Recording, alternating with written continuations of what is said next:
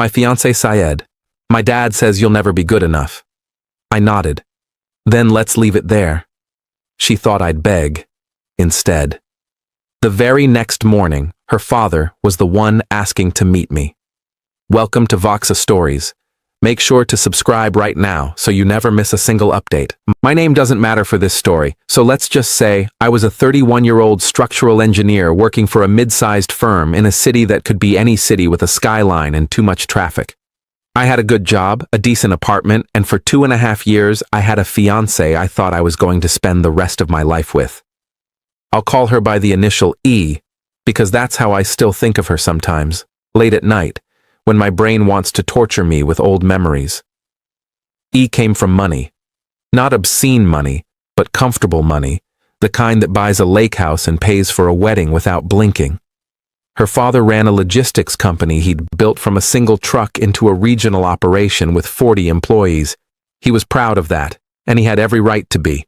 What he didn't have the right to do was treat every person his daughter dated like an applicant for a job he had no intention of hiring for. I met E at a mutual friend's birthday dinner. She was funny in a dry, unexpected way, the kind of funny that sneaks up on you 3 seconds after she said something and you're still processing it.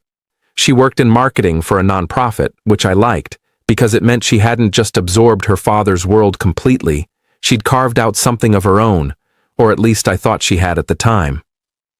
We dated for 8 months before I met her father properly, at a family dinner that felt less like a meal and more like a deposition. He asked me what my 5-year plan was. He asked me what my father did for a living, and when I told him my dad had been a high school shop teacher for 30 years, something in his face just closed, like a door easing shut so quietly you almost don't hear the latch click. He was polite. He was always polite. But politeness, I learned, can be its own kind of weapon when it's just cold enough. That first dinner set a template I didn't recognize as a template until much later. He would ask questions that sounded like curiosity but functioned like an audit. How much did I have saved? Did I own or rent? What was my opinion on renting versus owning, as if my answer would reveal some deep character flaw? Did I plan to go for my professional engineering license? And when I told him I already had it, he seemed almost disappointed, like I'd taken away one of his easier lines of attack. Her mother was warmer, genuinely warmer, and would sometimes catch my eye across the table during these interrogations with a look that said, "I know, I'm sorry, just get through it."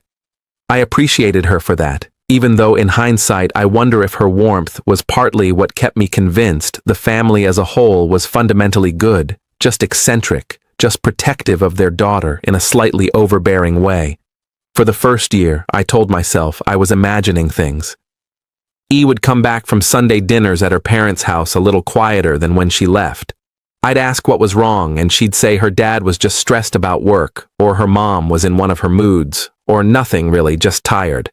I believed her because I wanted to believe her. That's the thing nobody tells you about slow manipulation. It doesn't announce itself. It doesn't come in through the front door with a sign that says, "I am about to erode your relationship one comment at a time." It comes in through small cracks. A joke here about my salary compared to what her college friends' husbands made.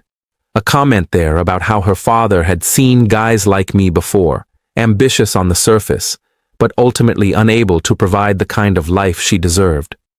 I started noticing that E would repeat these comments to me almost verbatim, sometimes days later, framed as her own thoughts, but I could hear her father's cadence in them, the way certain people's voices become embedded in the people who love them. Around the 1-year mark, small financial patterns started to show up that I didn't think much of at the time, but that make a lot more sense now. Her father would casually mention, during holidays or birthdays, exactly how much he'd spent on something for E, not in a boastful way exactly, but in a way that always seemed to land right after I'd mentioned something I couldn't yet afford. I remember telling the table I was saving for a car because mine had over 180,000 miles on it, and not 2 minutes later, he was talking about the SUV he'd just bought E's older sister as a graduation gift years earlier, unprompted, as if the timing were coincidental. It happened often enough that I started to recognize it as a rhythm rather than a coincidence. A quiet reminder of what money could buy and what, by implication, I currently could not. The proposal happened at the 18-month mark, on a weekend trip to the coast, nothing fancy, just the two of us on a beach at sunset because that's what she said she wanted, nothing performative. She said yes. She cried. Her mother cried when we told them, genuinely happy tears as far as I could tell. Her father shook my hand, congratulated me, even hugged me, which surprised me because he wasn't a hugger, and for about a week I let myself believe that maybe I'd finally cleared whatever invisible bar he'd been holding me to. That relief lasted exactly 9 days, which is how long it took him to call and ask to meet me alone for coffee. That coffee meeting is where things really started to shift, though I didn't understand the shift's full shape until much later. He told me, over a black coffee he didn't touch, that he wanted to help us start our life together. He wanted to gift us a down payment on a house, a substantial one, enough to knock years off a normal savings timeline. Generous, right? Except attached to that generosity was a quiet expectation that I would come work for his company, in a management position he'd create for me, doing logistics work I had zero background in and honestly zero interest in. He framed it as an opportunity, told me I had the kind of mind that could learn the business fast, told me the salary would actually exceed what I made as an engineer within 2 years. I told him I appreciated the offer, but I loved my career, that I'd worked hard to become licensed as a structural engineer, and I wasn't going to abandon that. He nodded slowly, said he understood, and told me to think about it, as if my answer hadn't actually registered as final in his mind at all. I later found out from E's younger brother, during a rare honest conversation over beers at a barbecue, that this was a pattern. Her father had done something almost identical with her older sister's husband years earlier, who had eventually taken the job after months of similar pressure, and who I noticed, whenever I saw him at family events, seemed to have less and less to say for himself as the years went on, like something in him had quietly gone dormant. E's brother told me, half joking, but clearly not entirely joking, "Welcome to the audition, man. It never really ends." I laughed it off at the time. I wish I'd taken it more seriously. I said no to the job, gently but clearly, multiple times over the following months. Each time I said no, something in the family dynamic cooled another degree. It wasn't dramatic, it was little things. Being left off a group text about a family trip that I found out about after the fact. Her father addressing questions about our wedding budget directly to E instead of to both of us, even when I was sitting right there. Small comments at dinner about how some people just aren't built for risk, delivered with a smile that never quite reached his eyes. Wedding planning, which should have been exciting, became a minefield. Her parents were paying for the majority of it, which I understood came with some influence, but the influence kept expanding. The venue changed twice without me being consulted. The guest list ballooned to include business associates of her father's that neither E nor I had ever met. Men in suits who would shake my hand and say things like, "So you're the fiancé," in a tone that made it sound like a temporary title rather than a permanent one. At one point, I brought up gently that I felt like the wedding was becoming more about her father's business network than about us, and E snapped at me in a way she never had before, telling me I was being ungrateful, that not everyone gets a wedding handed to them, that I should be thankful. I remember sitting there stunned because those words didn't sound like her. They sounded like a script someone else had written and handed to her to perform. I let it go that night because I didn't want to fight, but I started keeping a mental list, the kind you tell yourself you're not really keeping, of moments where her voice and her father's voice had started to blur together. There was a specific evening, about 4 months before the wedding, that I think about a lot now. We'd gone to her parents' house for a casual Sunday dinner, and her father brought up the job offer again, this time in front of the whole table, as if putting me on the spot publicly would somehow change my answer. He said, "I just think it's smart to have a backup in case the engineering thing doesn't pan out the way you hope." I told him, as evenly as I could manage, that I wasn't planning for it not to pan out, that I'd spent 6 years and a lot of exams building a license I actually wanted to use. He smiled that small, tight smile and said, "Ambition's good, just don't let pride cost you more than it's worth." He didn't say anything in my defense. She looked down at her plate. On the drive home, I asked her why she hadn't said anything, and she said quietly, "Because sometimes I think he might be a little bit right." That was the first time I felt something crack inside me, not break yet, just crack. A hairline fracture I chose to ignore because the wedding was already booked and the invitations were already printed, and it felt easier to keep moving forward than to stop and look closely at what was happening. How would you handle a situation like this with people you thought you trusted? Tell me your opinion in the comments. The months leading up to the actual breaking point were a slow accumulation of these moments, each one small enough to explain away individually, but together forming a pattern I was too invested to see clearly. Financial conversations became especially loaded. Her father had offered to cover the catering, and every few weeks he would mention the exact dollar figure again, not as an update, but almost as a reminder, a running tally he wanted both of us to stay conscious of. Started deferring to him on decisions that should have been ours, from the flowers to the honeymoon destination, and whenever I pushed back, even mildly, I'd get the same phrase in some form or another. "He's just trying to help." Until "he's just trying to help" started to feel like a phrase designed to shut down any objection before it could fully form. The breaking point came on a Tuesday evening in March, 6 weeks before the wedding. I had come home from work exhausted, having spent the day arguing with a contractor over a load-bearing miscalculation that could have collapsed part of a parking structure if I hadn't caught it, the kind of day that reminds you exactly why you fought so hard for your license in the first place. I walked into our apartment and was sitting at the kitchen table with her laptop open, wedding spreadsheets glowing on the screen, and I could tell from the set of her shoulders that something was coming. She didn't even let me put my bag down. She said, and I remember this with total clarity because I've replayed it in my head more times than I can count, "My dad says you'll never be good enough. Not, I feel like. Not, sometimes I worry." She said her dad said it, presenting it to me like a fact delivered from a higher authority, like a verdict handed down from a court I hadn't even known I was standing trial in. I asked her, good enough for what, exactly? She said good enough for this family, good enough to provide the kind of stability her father thought she deserved, good enough period. She said he thought I was stubborn for refusing the job offer, that I was choosing pride over our future, that real partners make sacrifices, and I clearly wasn't willing to make any. I stood there in my work clothes, still holding my bag, and asked her directly whether those were her father's words or her own. She hesitated, just for a second, but long enough that I noticed, and then said, "Does it matter?" "I agree with him." I asked her since when.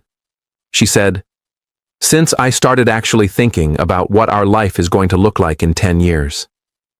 I asked her what exactly was wrong with the life we already had planned. The apartment we were saving to leave for something bigger, the promotion I was already on track for at work, the life we had built our entire relationship around imagining together. She didn't really answer that. She just repeated, almost like a reflex, "You'll never be good enough for what he wants for me." I want to be honest with you about what happened inside me in that moment. There wasn't an explosion. There wasn't yelling. Something in me went very still and very clear. The way I imagine a diagnosis feels once you finally get an answer after months of vague symptoms. I looked at her and I said, "Okay." She blinked, because I don't think that's the reaction she expected. I think she expected me to argue, to defend myself, to list my accomplishments like evidence in my own defense, to beg, honestly, in whatever form begging might have taken. Instead, I said, "If that's really what you believe, and if that's the metric we're using, then let's leave it there." She said, "Leave what where?" I said, "This. Us. If I'm never going to be good enough in your father's eyes, and apparently in yours, then I'm not going to spend the next 50 years auditioning for a role I'm never going to get cast in." I took off my ring, set it on the table, gently, no drama, and I said I was going to stay at a friend's place for a few days so we could both think clearly. She followed me to the door, saying I was overreacting, that she didn't mean it like that I was twisting her words, that classic scramble that happens when someone realizes the leverage they thought they had just evaporated. She said, "You're really going to throw away 2.5 years over one sentence?" I told her it wasn't one sentence. It was 2.5 years of sentences that had finally been said out loud instead of implied. I told her I wasn't twisting anything. I was simply taking her at her word, and if her word had been wrong, she was welcome to say so directly, not walk it back once she saw my reaction. She didn't say it was wrong. She just kept saying I was overreacting, which, notably, is not the same thing. I left. I stayed with a college friend that night and I barely slept, staring at the ceiling, replaying 2.5 years of small comments that suddenly formed one very large, very coherent picture. The SUV mentioned at exactly the wrong moment, the job offer disguised as generosity, the guest list that had quietly stopped being ours, the way her voice had slowly started sounding less like hers and more like a reflection of someone else's opinions. The next morning, at 7:40, my phone rang. It was her father, not him.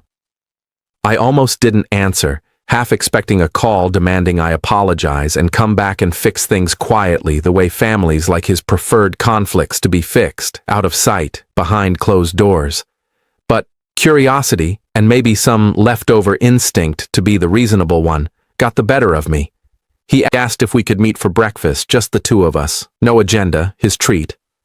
I agreed, mostly because I wanted to look him in the eye while I was in this clear-headed state, rather than the deferential one I'd worn around him for 2 years.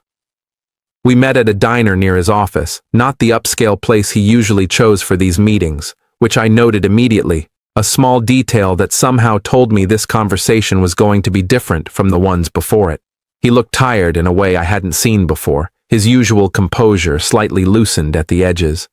He started by apologizing, which floored me, because I don't think I'd ever heard the man apologize for anything in 2.5 years of knowing him. He said E had called him in tears at midnight, and in trying to calm her down, he'd asked her exactly what had been said, word for word, because something about her account didn't add up to him. He said when she repeated the line back to him, "My dad says you'll never be good enough." He actually didn't recognize it as something he'd said in those words. He said what he'd actually told her months earlier, during one heated conversation about the wedding budget, was that he worried I'd never be able to give her the lifestyle she was accustomed to unless I took the job he'd offered.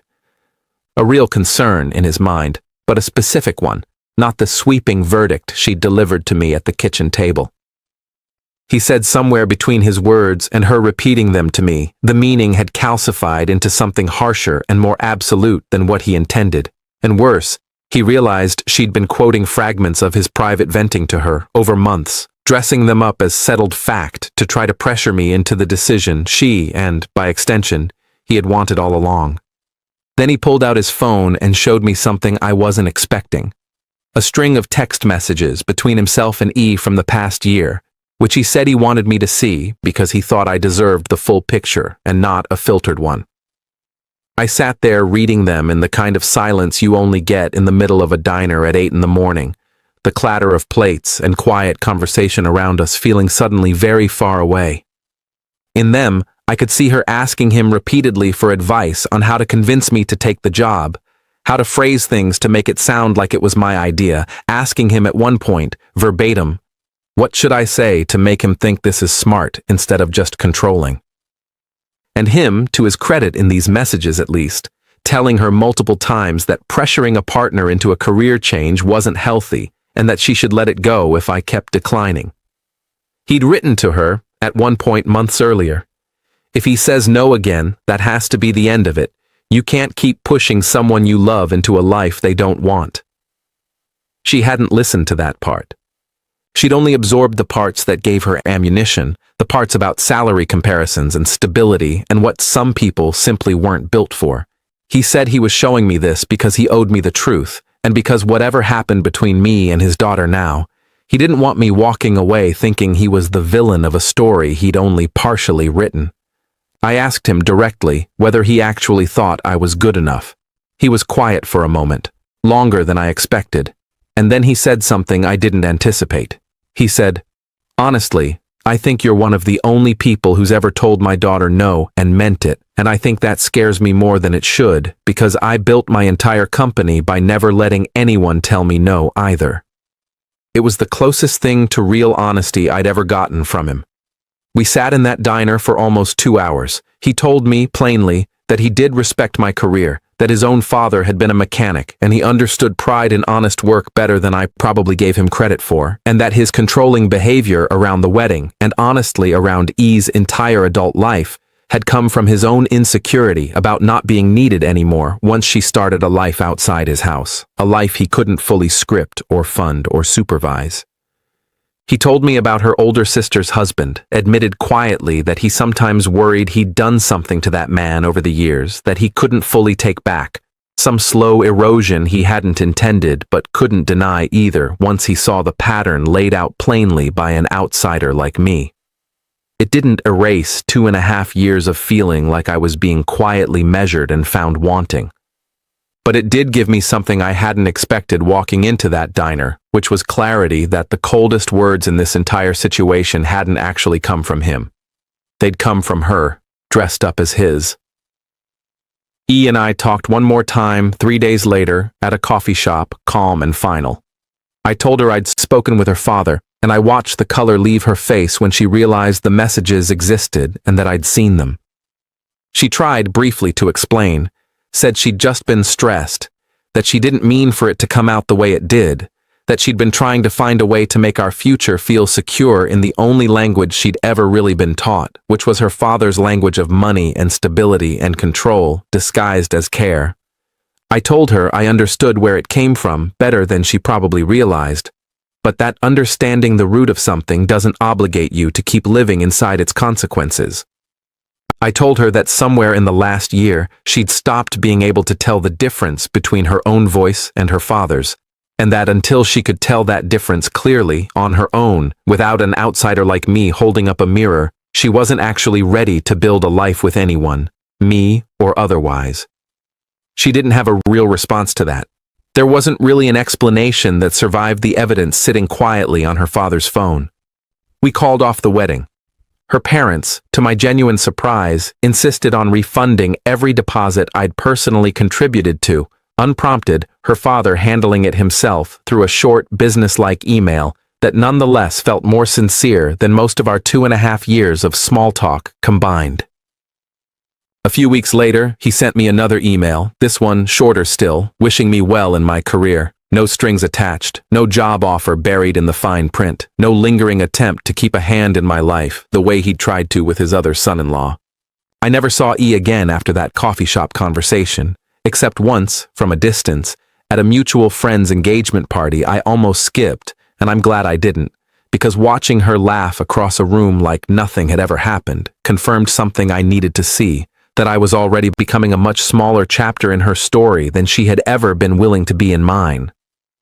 In the months since, I've thought a lot about what actually broke, and it wasn't really the relationship, not at first. It was trust in the space between two voices, hers and her father's, a space that should have stayed distinct and instead collapsed into one indistinguishable pressure aimed entirely at me. I think about that line sometimes. My dad says, "You'll never be good enough." And I've come to understand that the people who love us can sometimes become the loudest microphones for our own worst insecurities, amplifying words that were never meant to be verdicts into weapons they were never designed to be. And the only real defense against that is simply refusing to argue with a distortion and asking calmly for the truth instead. Drop a comment right now with your thoughts on how this ended and let me know what theme you want to see next.